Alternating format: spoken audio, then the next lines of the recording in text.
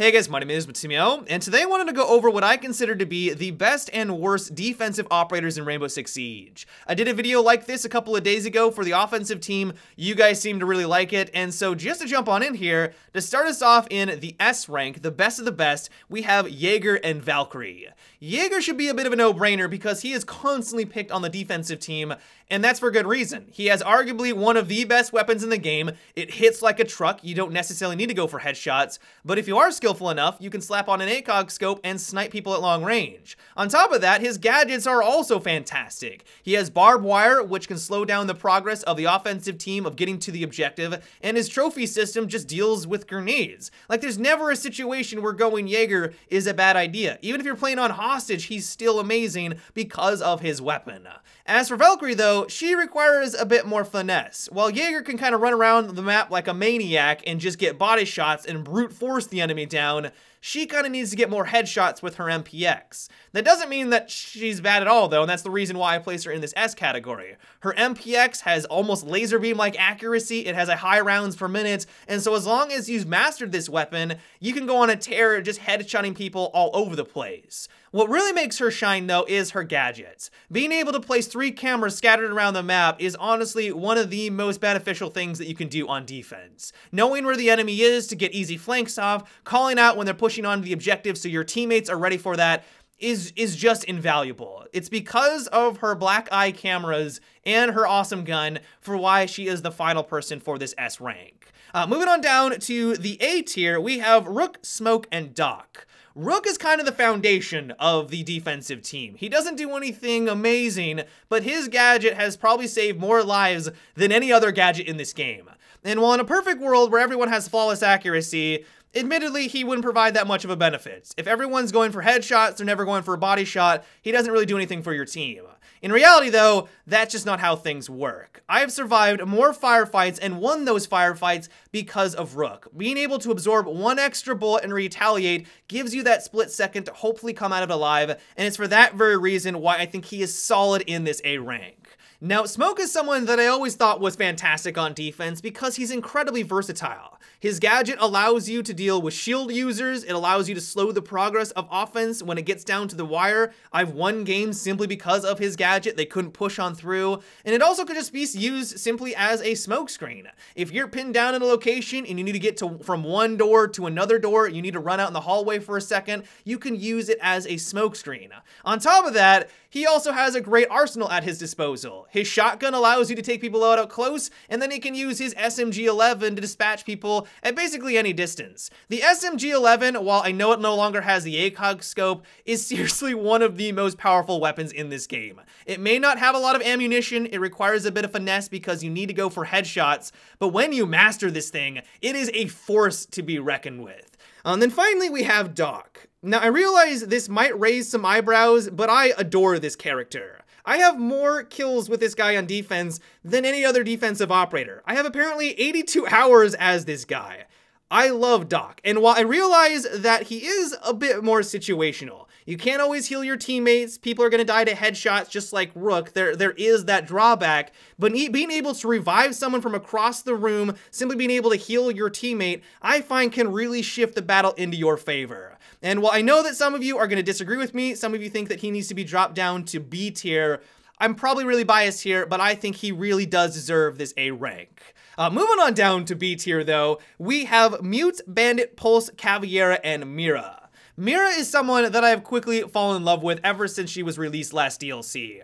Her gadget is a gigantic deterrent for offense to push onto the objective. There's been times on offense where I see a Mira window and I just nope out of there. I realize, no, we can't make that unless we have smoke, unless we have a Habana to open that thing up. It's a death sentence to walk down that hallway. Even if no one's behind that mirror, it is that big of a deterrent. Now you might be thinking, okay, well if you love her so much, why did you place her down into the B category? Well, B doesn't necessarily mean they're bad, it just means that they're a bit more situational. Basically everyone in B I think is a well-balanced operator, and that is same for Mira. There's some maps and objectives where she's useless. There's no good walls to place up her gadget, and it would just be better for you to choose another operator. There's some other maps, though, where she is one of the best operators to have on your team. And so it's because of this why I placed her here. You really do have to think about the situation, you have to think about the objective before you choose her.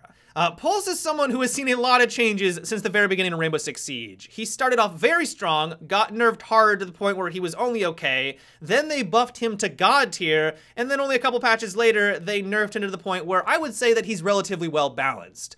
Pulse is just strong. He provides information to your team by using his gadget, and then he can use that information to his advantage. He can flank outside, catch people by surprise. He can use his C4 from below, take people out that way. He can shoot through walls, or he can just simply figure out where you're going and then get into position where he can take you down. And while personally I'm not the best Pulse player, when you do go against someone who has mastered this guy and really knows what they're doing, they are terrifying to fight against. Now, Bandit is one of the few operators that can stop offense from getting through reinforced walls, but he's not as good as it as he used to be. Habana has kind of put a wrench into the power of bandits. A long time ago, before she was introduced, he was a menace on offense because you had to deal with the bandit trick. If someone was amazing at that tactic, it was very difficult for offense to get through that reinforcement, and if it was on Garage for Chalet, for example, that was a big deal. Now that Habana's here, though, as long as that battery isn't active, she detonates her charge, there's nothing that Bandit can do about that. And while he does have access to 3 barbed wire, which is immensely powerful, and he has a strong weapon, I feel like the addition of Habana has dropped him from that A tier, which I normally would have placed him in. Mute is someone that I've always found to be consistent, but also average across the board. His gadget, of course, makes it harder for offense to get through reinforced walls. He can also stop people from gathering information with their drones, and his weapon, while nothing to write home about, also isn't terrible. It's for this reason why I normally recommend for new players to try him out. His weapon is easy to manage, he has a solid gadget, and so that is why I feel like he is a nice anchor in this B rank. And then finally, we have Caviar. I despise this woman. I find her to be very annoying, but I also respect anyone who has mastered this character. She does require patience and she requires finesse. If you run around like most operators, you're probably going to struggle with her. Her normal SMG has a very slow rate of fire, and so lining consistent headshots with that, especially compared to some of the other high rate of fire weapons, can be quite difficult. If you are patient with her though, and you know the maps in and out, and you know when to fall back and when to push in, she can be very annoying for offense to deal with. I have lost a lot of games because of a good Cav. Getting interrogated or someone on her team getting interrogated can flat out win that round for the defensive team, and that's why I feel while she's not overpowered, I don't think that she is incredible to the point where she's a must pick, but I think it would definitely be a disservice to place her down into the C rank. Speaking of C rank, we got Castle, Kapkan, Frost, and Echo. For a long time now, I was warming up to the idea that Castle was one of the better operators in the game. If played correctly, you didn't block your teammates from getting back onto the objective, which has resulted in a lot of losses. I know where you're coming from, but as long as you played him smart, he could really hamper the movement of offense, and because of the 4-minute timer down to 3 minutes on ranked, he could actually be very beneficial.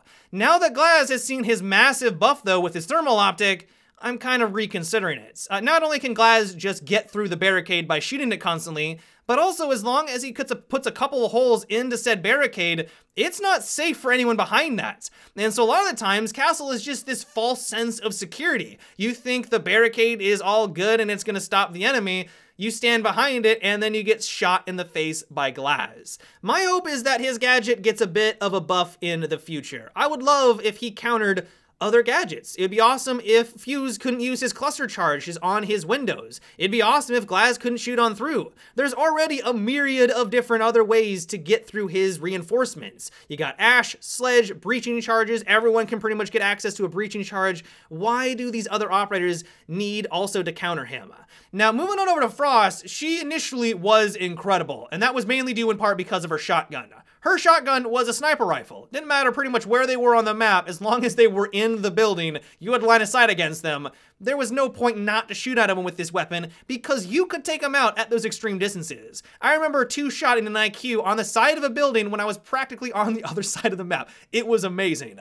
Thankfully, it did get nerfed because it was overpowered. There was a shotgun meta, and now because of it, she's a bit mediocre. Her gadget, while initially pretty good, people have learned to look out for it. And her SMG has a slow RPM and while very accurate, leaves a lot to be desired.